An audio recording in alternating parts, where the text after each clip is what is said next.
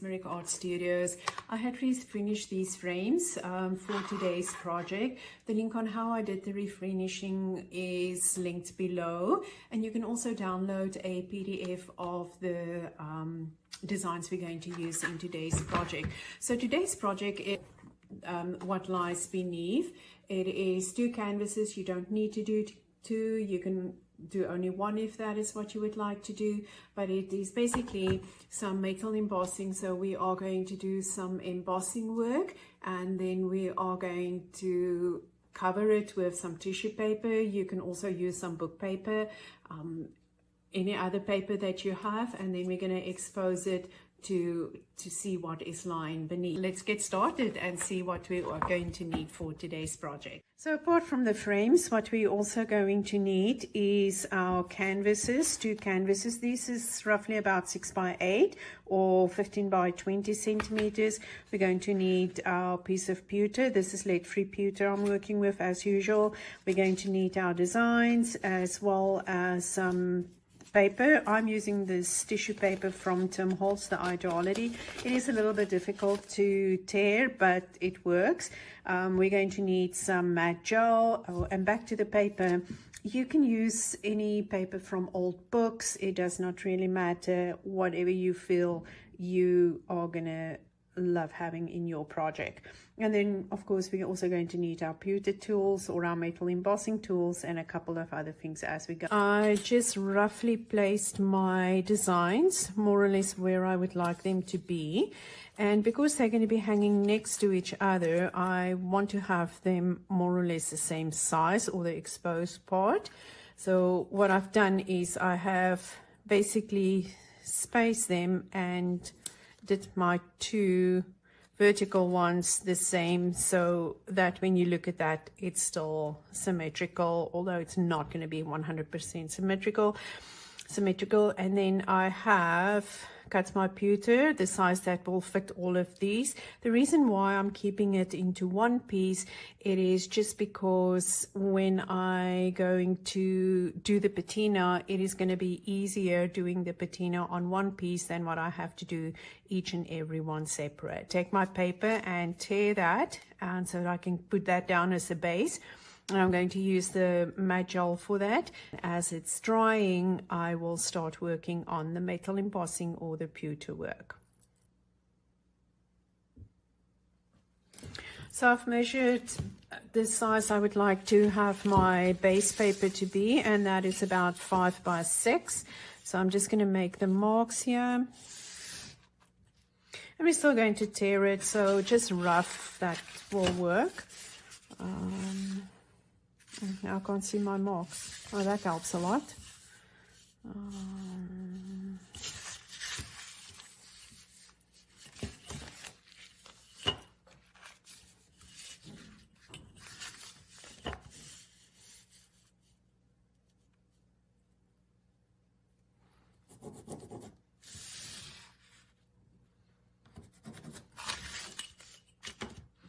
So I'm going to go ahead and tear it.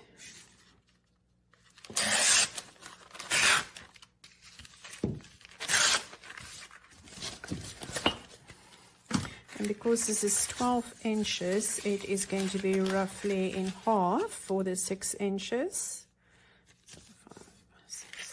Actually, you know what? I think I'm going to do it a little bit smaller. I think I'm going to do 4 by 6. Rather than the 5 by 6, because that would just be better for when you look at the size of the canvas as well, which is 6 by 8. It will be no need that you have to do that. Again, it is, you know, what you feel is going to work best for you. Oh, and this music, this is maybe not the right piece to use because the music is going up and rather than down. Didn't think about that.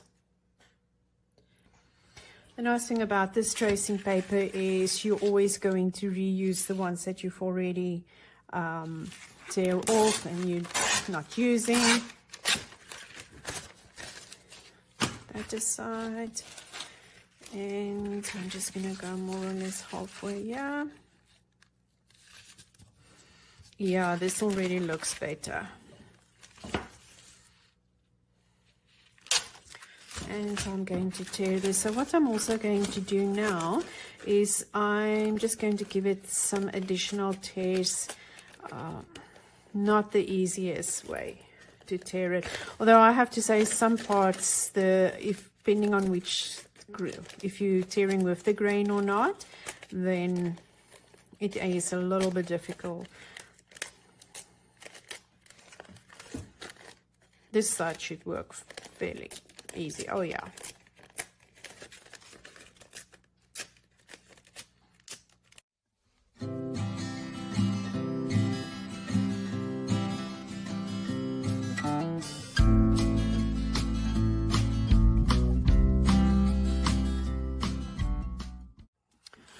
So now that both my pieces is torn, I'm just going to put it down on my canvas. And I try to keep it more or less uniform, just symmetrical, because to the look easy on the eye. So what I've done is I have a rounding there and a rounding there. The rest is pretty much as is. So I'm using the matte gel, and it really doesn't matter which matte gel you use. I just usually get the Liquitex because it's more readily available where I live, but you can use golden, you can use anyone, whichever you have. And I'm using the matte gel, and that is just going to adhere this paper to my canvas and more or less center it. Yeah. And a little bit lower.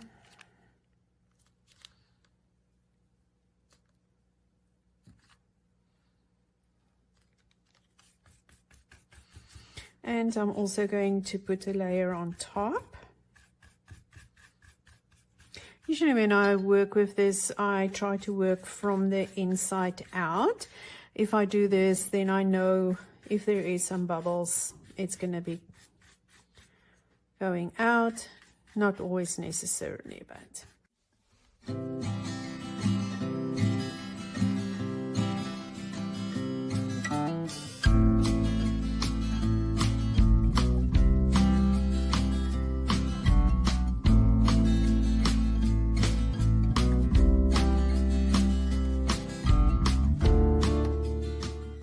So I did go a little bit overboard there, but I still had some on my paintbrush, so I thought I might just as well use that. So I'm going to put this aside. You can also go in with your finger if you want to, and just make sure if there is a bubble that you can get that out, or you can leave it, because we're pretty much going to cover this whole piece up. Okay. And I will do something on the outside there. I'm not exactly sure how, but yeah. So let's just put this aside for now. There's a piece of fluff on there. Oh, there you go. So next I'm going to be working on my pewter, or do the metal embossing. And first thing I'm going to do is I am going to tape this down.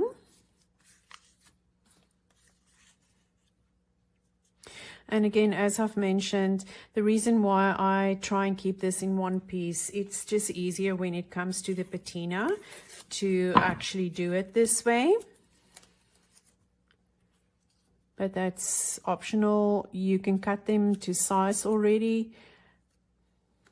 So what I do is once I've done the patina, you can't use your tools with that because it will rust.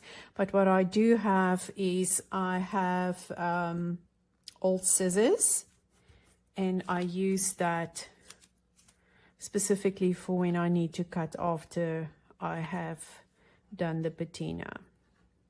I usually would seal it as well. So what I'm doing now is I am taping it to the front of my pewter, and I'm going to trace it. And then once it's traced, I'm going to remove this or I'm going to remove the designs, and then I will start working with the pEWTER. So when you trace, you are going to use your paper pad, and you are going to just start from one side and you are going to trace. When you trace as well, it all depends on how much you would like to trace.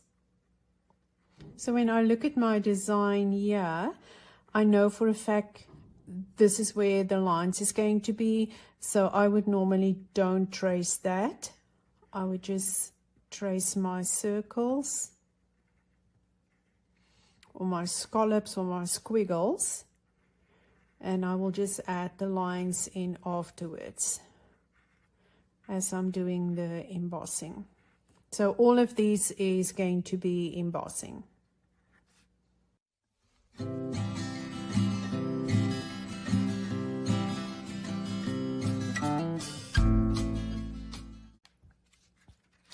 Turn it around to make sure that you have transferred everything or all the full design, and there I have missed one. Yeah. And the rest looks pretty good. Okay. Another tip is if you do your designs and you reuse them, I reuse these ones, I keep them on site and reuse them all the time. So what I would do is next time when I will use this, I will start going in with a different color pen, maybe a red pen or pencil, doesn't matter, so that I can start seeing where I did trace and where not, because I have used these a couple of times already, and it just makes it easier to see where you did not trace. But you can also see it from the back.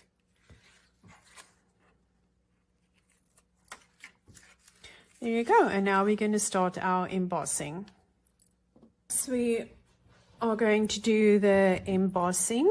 So I'm going to be working on the back of my pEWTER on a paper pad, and I am going to start retracing my design. And when you do embossing, there is quite a few different tools that you can use for this.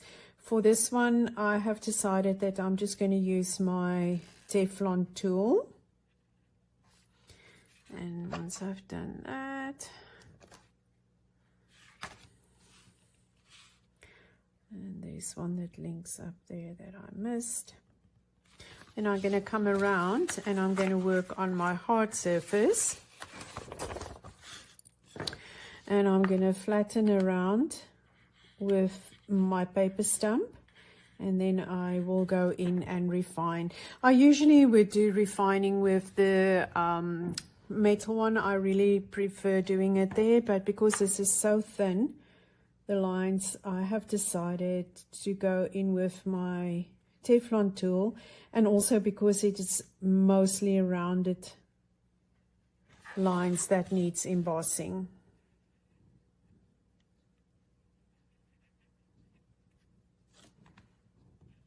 So refining is on the front, on a hard surface, and you are going to work on both sides of your emboss line.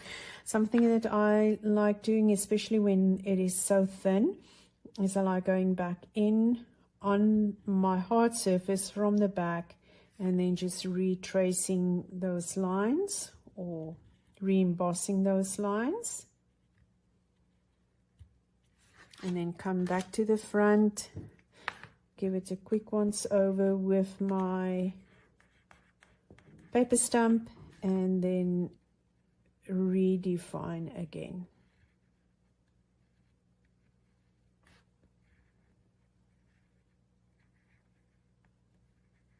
And there I've just flattened a line. So I'm just going to go back in. When that happens, it's always best to do it on a hard surface and not to go back into on the paper pad.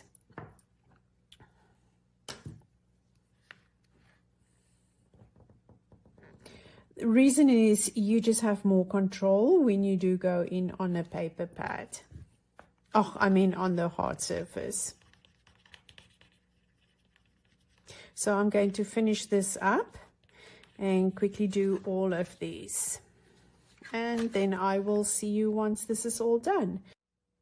So now that I have embossed everything and I looked at it, I decided I needed some more. So the next thing I'm going to do is I'm going to take my little brass scraper tool and I am just going to go around all the designs, and I am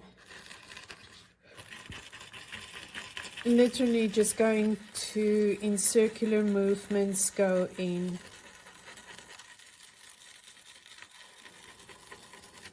It just gives it a nice satin finish, that it's not just shiny, shiny, shiny all the time, because there's not going to really be a border that is going to be around these. So I would like to just add something to it. And as well, looking at this, I did decide that I'm going to add some color in my little dots there, as well as here. I'm not exactly sure if it's going to be blue or red. I'm still making my mind up on the color. Also, what I'm thinking I'm going to do is I'm going to add some more definition inside as well. So I will do this. And I'm going to do this in all of them. So I'll start here and then I'm just going to move around.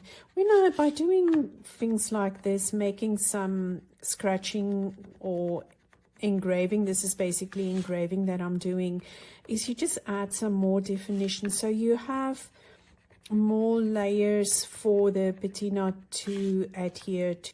I'm going to continue on doing both of these, doing some engraving inside my designs as well as the background. And then once I'm done with that, I'm also going to do some patina. So if you are interested or want to know more about patina, I will link a video below that is all about patina as well as embossing. I didn't go into too much detail on the embossing, but there will be a video linked below that you can have a look if you are interested, or if you just want to touch up on your embossing. Okay, so I'm going to go ahead and I am just going to finish this. I am done with all the backgrounds, and then you can see nicely how it looks like. As well, I have done all the scratchings on there, so it's off to patina now, and then cutting, and we will start putting our project together. Back to our canvases. So what I'm going to do is I have one of these embossing pens. I have it for quite a few years already. I've decided I wanted to add some else, like a frame around this bottom paper. Most probably we're not even going to see it. But that's the thing about mixed media. It is always about working in layers. And I go zigzag, I go in circles. Doesn't really matter, but I just want to get, oh, it looks like my pen is busy drawing. But I just want to give it some definition around the edges here. So I was going to go on there.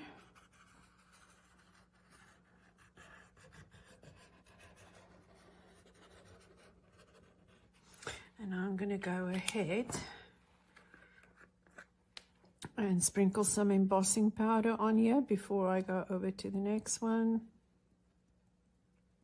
So this is silver embossing powder.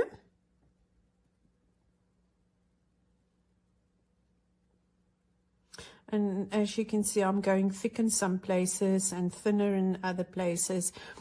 Again, I always say projects, this is an idea, it's an inspiration that I had from something that I did a few years ago, and I always wanted to redo something like this.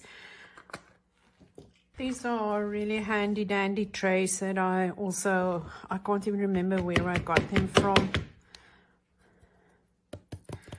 And I'm just going to go in with a paintbrush. Actually, no, I'm just going to leave it like that, and a few specks here and there, is definitely also going to add to it. Now this is very handy, getting your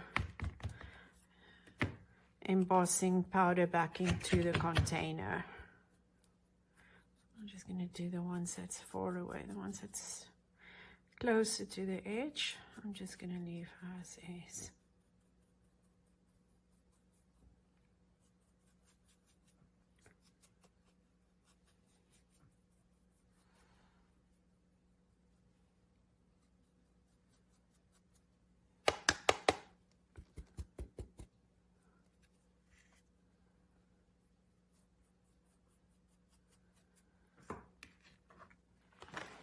I'm just going to put that to the side, and I'm going to come in with my heat gun.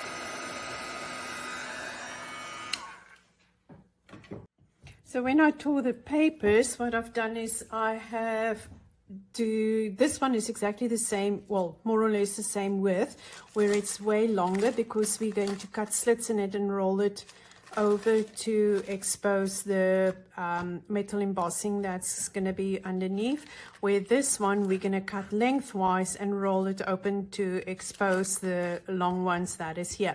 So the next thing we're going to do is we need to work on our pewter or our metal embossing so that we can get that going.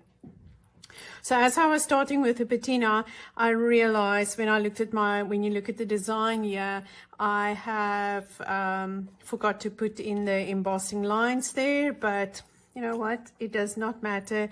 It is still going to work. So I'm just quickly going to use this more or less as a guide for me where to cut. And again, I've patinaed, and these are scissors that is also, if they rust, it is going to be perfectly fine. Well, not perfectly fine. That does not sound very good. I mean, it's not going to be a train smash because it is a fairly cheap one.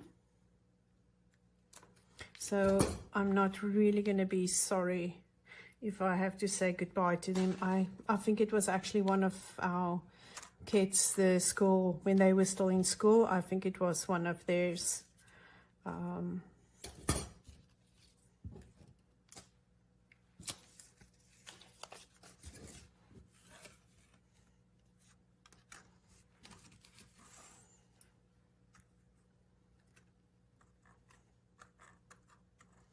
So looking at this, I said that I'm not going to do a frame around, but it just looks as though it needs something. So I've grabbed this old cup and ball tool that I have.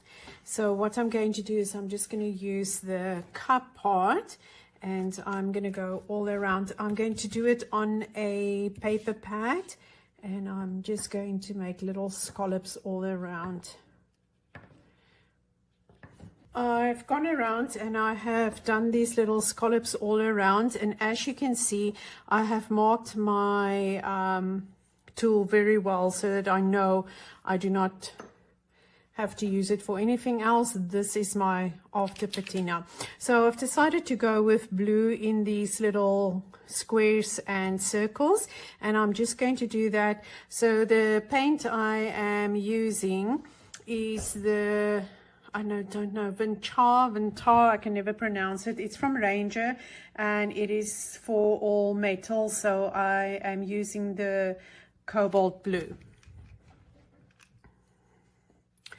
And I'm just going to use a piece of this. And a little really goes a long way with it. So I'm just going to put it right in the centers there. What I really like about these paints is that you can actually mix it as well to your own custom color. So yeah, that is just a little bit of color, but I think it just needed that. Give that a couple of minutes to dry, and then we're going to move on to the next step. Oh no, just not enough.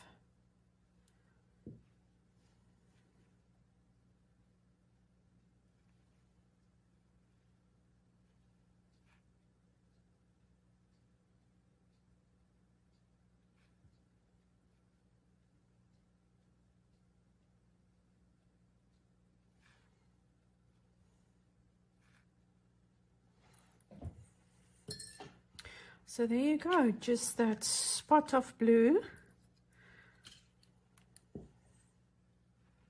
And there you go.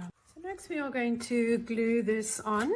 So I really like using this, the Helmer's free or Helmer's 450 quick dry adhesive.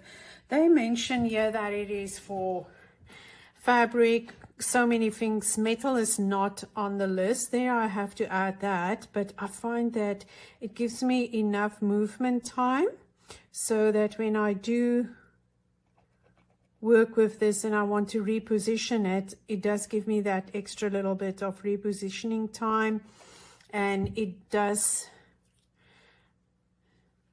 stick it permanently. So that's what I really like about this. So I'm going to put that one down. I also refer to this as liquid hot glue gun because it pulls the same strings as what the hot glue gun does.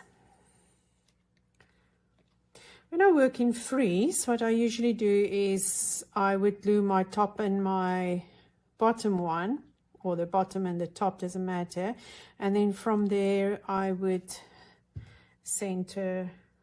Which one would I like this to go? Up or down? I think I want to go up with this. So there.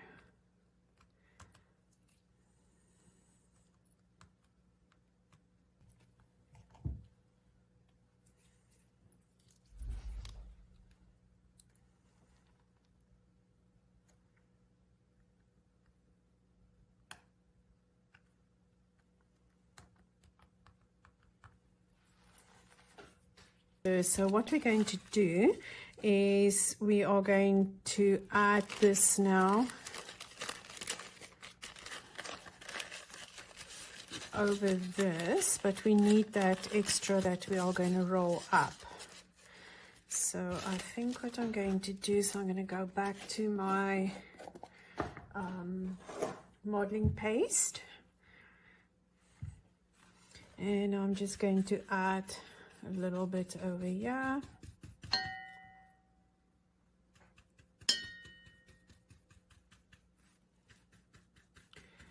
And on the side as well.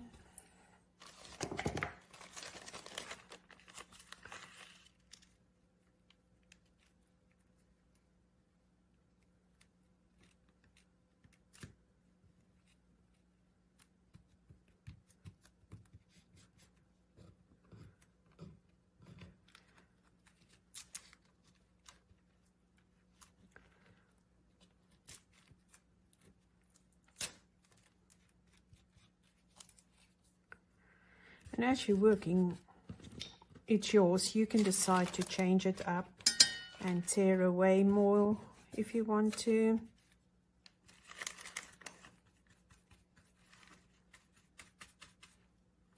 And I'm just going to add some at the, and I'm just going to add some at the bottom as well. Wasn't at the bottom. So this is the same as you would do a collage on any other mixed media project that you are working with.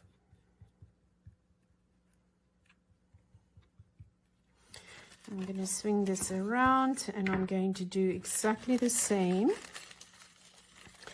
Oh, this one needs a little bit more tearing, I think. It's just too straight for me.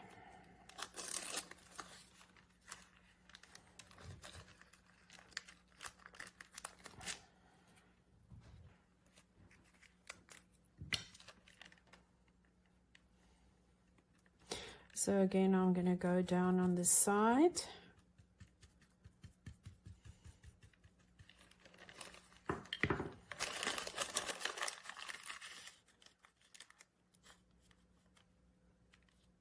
And I am going to let some of that silver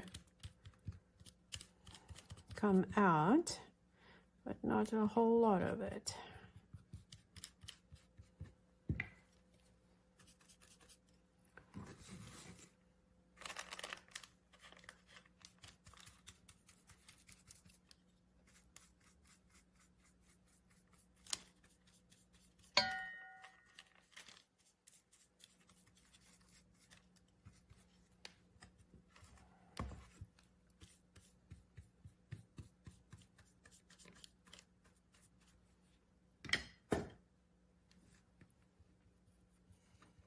I really like working with my fingers. I just feel that sometimes you have more control when you do work with your fingers. But that is personal preference.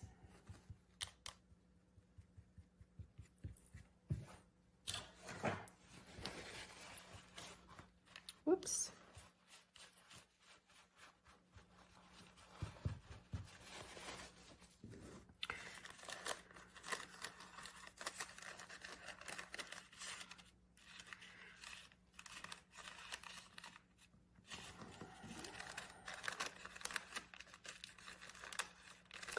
I'm sort of going to give it a bubble over where we have put the metal embossing and put a layer down there and between the other one as well. Yeah, this is a little bit tricky. You can actually cut it before the time if you want to as well. You don't necessarily have to wait until after you've glued this.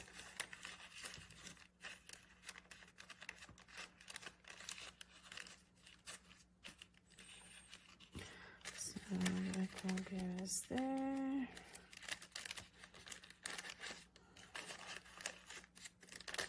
But let me first go in and do this one.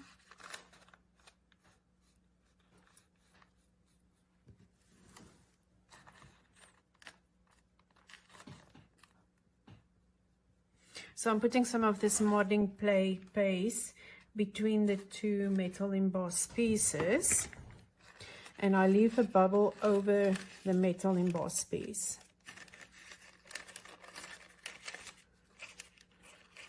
So spread it out so that you have 3 bubbles. Or mountains at least, not bubbles.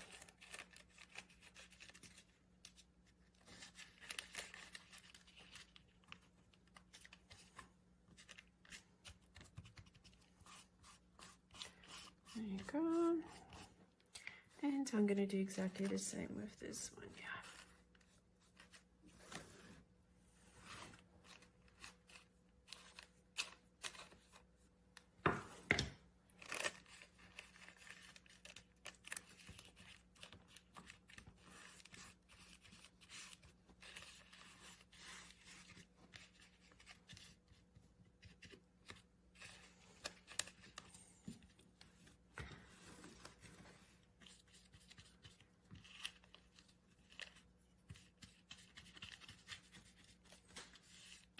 And what you do at the bottom, you also need to do on top.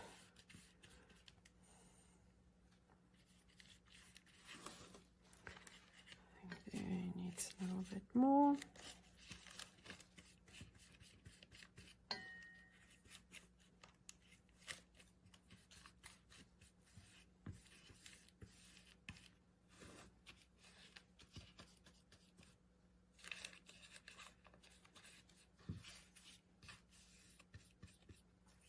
So I'm going to go ahead and I'm going to do exactly the same for this piece as well. And then we will move on to the next step. Now, once that is glued, the next thing we're going to do is I am going to cut this open. I'm going to leave it attached on the one side. And I'm just going to use an X-Acto knife. And even if it goes skew, it does not really matter.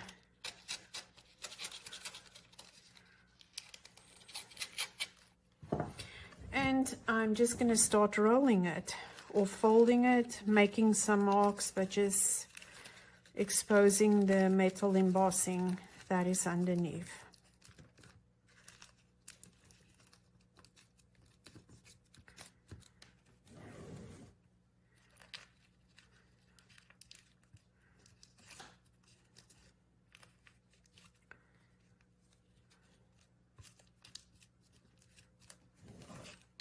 And this is one of the reasons why I really like this, the 450 glue, is I can now actually go ahead and I can move this one up more. Up until I think, yep, that's Actually, I think I would like it right there to the top. So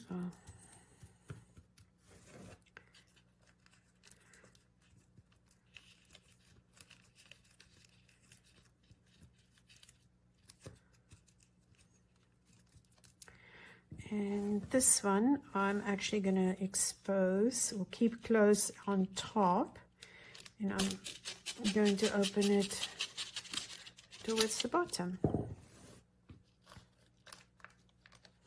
And again, this is yours. You can do both from the same side. It really doesn't matter. It is all about what is working for you. So you're just going to go ahead.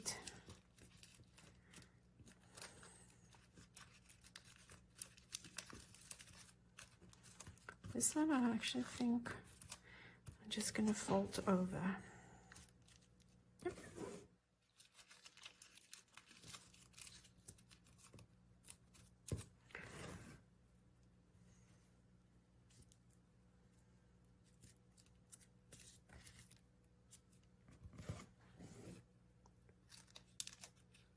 So it's literally just playing around until you get the look that you want.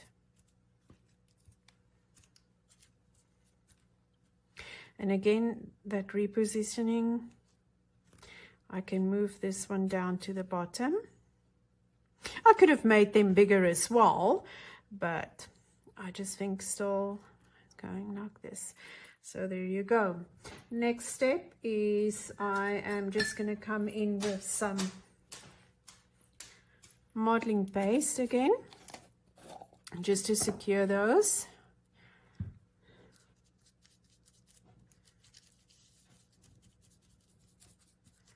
So that they can stay in position.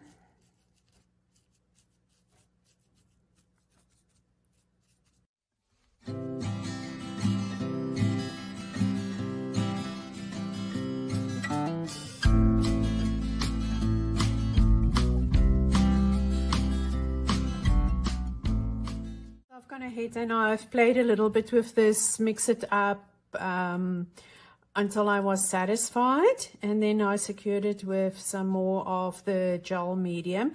The next thing I'm going to do is just to round it off, and I'm going to use the Distress ink, and the color is Hickory Smoke. I was actually looking for the suit, but I don't know what happened to mine. And just on all these creases, I'm just going to go in with my finger and add a little bit of definition there. You can go in with a black as well, or a gray. You can even do a silver for that matter. It is what you think is going to look best. Actually, now thinking about that, I could even have gone in with a little bit of blue. I might just decide to add a hint of blue here and there as well.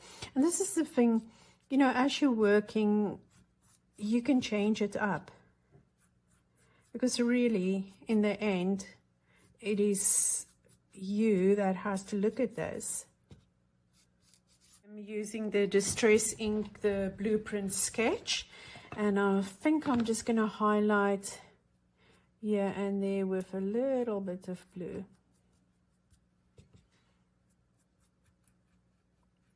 Mostly around the edges, I think, just to give it a bit of a frame.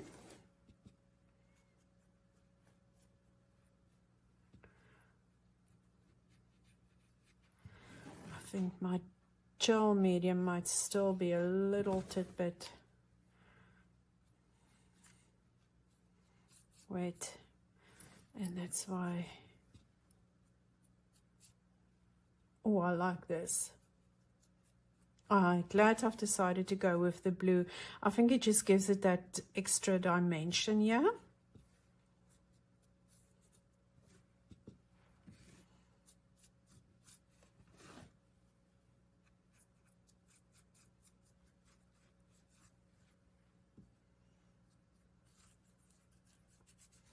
So I've just decided I'm going to do the whole background a little bit of blue.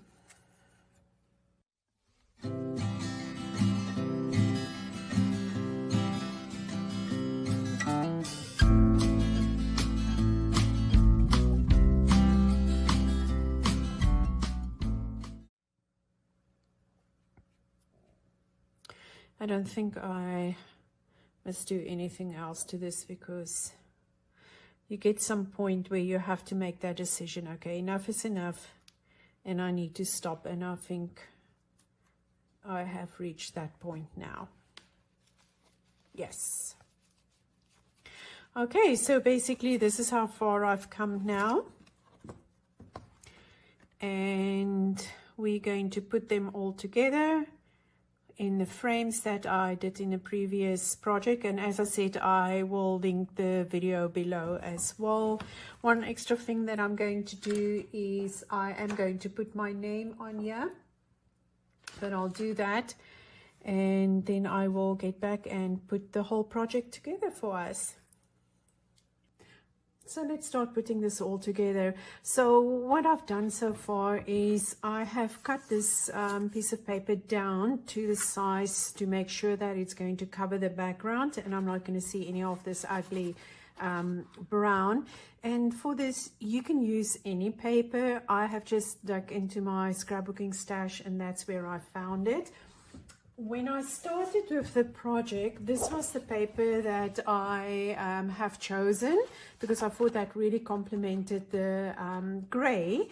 And as soon as I started using the blue, I felt, no, I definitely have to put some blue with that, and that's why I changed to the blue background. So now that I've cut this, the next thing I'm going to do is they're the same side, so I'm just going to add some of the two-way tape to adhere it to the backing board.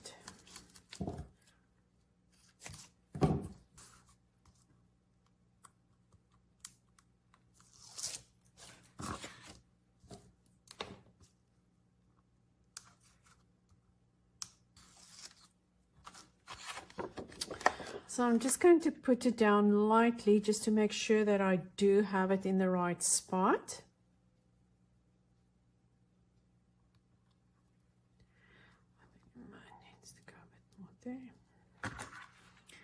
I'm going to put my frame over, line it up with the back, and yeah, I think it's in a good spot.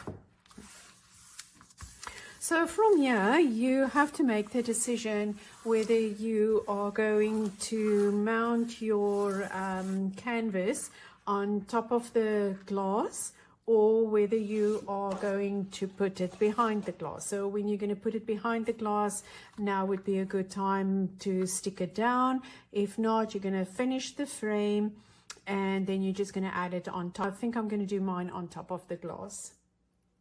So I've gone ahead and I framed it. So this one I have framed it behind the glass. So as you can see, it is behind the glass, and this one I have mounted on top of the glass. So this was my original idea, and I think I'm still going to stick with that one. If you have any tips, any suggestions on anything that you have seen today, something that you know is working better for you, please write them down in the comments. If you have any questions, put them down in the comments, because that's the only way we are going to learn. I learned so much, you know, from just reading some comments and trying to find out something if I don't know the answer, doing the research to be able to give you the answer. And yeah, as I said, tips at any time, please write them down in the comments. Hope you've enjoyed spending time with me in the studio today, and always remember, the world of reality has its limits. The world of imagination is boundless.